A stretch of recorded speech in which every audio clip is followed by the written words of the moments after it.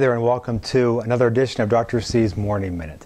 I'm Dr. John Carasso, Executive Director of the Autism Center of Pittsburgh and Child Clinical Psychologist. It's nice to have you here with me. Today, I'll provide 10 tips for managing meltdowns. Because you see, it's not uncommon that children may become overly emotional, even tantrumatic, as you're probably more than well aware. Parents typically ignore such behavior or possibly send the child to their room to calm. And of course, both of those can be an effective and appropriate strategy. However, for kids who demonstrate more severe emotion, banishing to the room, well, may not be entirely effective. In some cases, in fact, sending a child to the room may be problematic because the child may become destructive or self-injurious. Moreover, sometimes these children refuse to go to their room, leaving parents in quite a quandary. So, here is a 10-step prescription for success. Number 1, remain calm. Do not lose your cool, raise your voice, or become overly emotional. It only worsens the situation. Too out-of-control people certainly doesn't help. Rely on the softer and closer approach espoused and explained by me in a prior post that you can check out at cpcwecare.com in the blog section.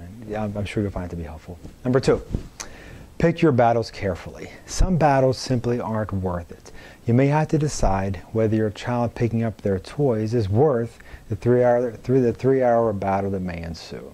Number 3, taking a look at antecedents or triggers. It's often possible to predict emotionally volatile situations before they occur.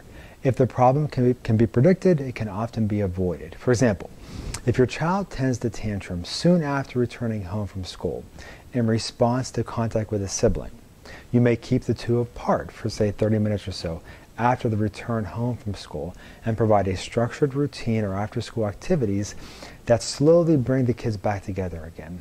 Number 4, the struggle for power. Well, you know, the fact is, some children are especially strong-willed and they're looking for a fight. If you butt heads, you may find yourself winning the battle but losing the war, especially if your home is turning into a battle zone. Instead, avoid power struggles by providing choices, using humor, starting the chore with your child, making a race of the chore, for example, who can get done faster, using hand over hand, also utilizing the softer and closer approach I talked about before, tag teaming with your spouse, for example, taking a break and letting your spouse intervene when you're starting to get worn out, reminding of good consequences for compliance, walking away and dealing with it later, also giving a choice between a quick 10-minute timeout or losing TV the rest of the night. There's a host of other options to choose from. The larger your toolbox is, the better prepared that you'll be. Number 5, the safety zone. It's sometimes necessary to turn the child's bedroom into a safe and secure place for your child to calm. Otherwise, parents may find themselves restraining their child for extended periods of time, which of course often leads or can lead to somebody getting hurt. Now, if you find yourself in this more serious situation, please contact me for guidance and support. Again, J. Carasso, cpcwecare.com, as well as Dr. C at autismcenterpittsburgh.com. Number 6, behavior charts. Yes, sticker charts can be a pain, but they sure can be helpful to increase motivation and help kids to control themselves. When they don't work, honestly, it's often because they're being used incorrectly. It can be far more complicated than people think to figure out how often, how much, and for what stickers and rewards should be given. For example, it's all for naught to give a 4-year-old stickers once per day and extra rewards once per week.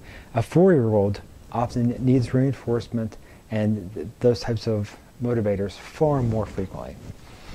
I found it best for parents to seek professional guides to devise a chart, but in the meantime, check out my earlier blog post at cpcwecare.com on that matter. It would be helpful. Number 7, medication. Parents, understandably, are usually hesitant to consider medication. However, many children who struggle with more extreme emotion respond very favorably to various medications.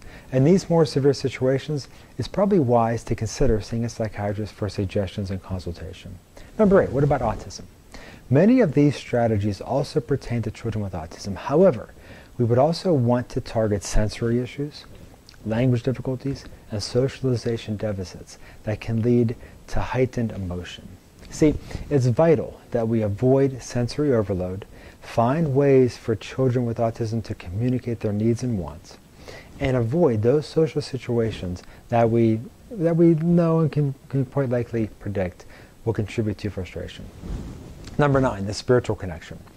It is highly recommended to promote involvement in those activities that enhance spiritual development. You take any number of different forms: attending church, synagogue, temple services, Sunday school, children's ministries, youth group, retreats, associating with spiritually minded friends, that sort of thing.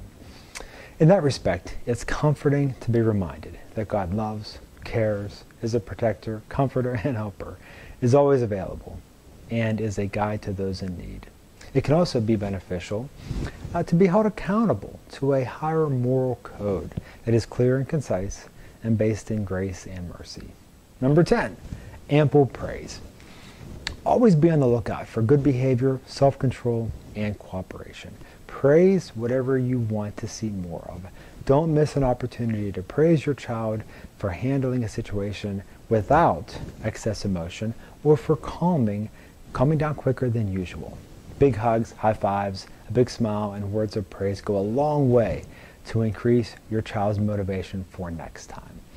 All right, that sizes it up. I hope you found this post to be helpful in your effort to calm and comfort your child.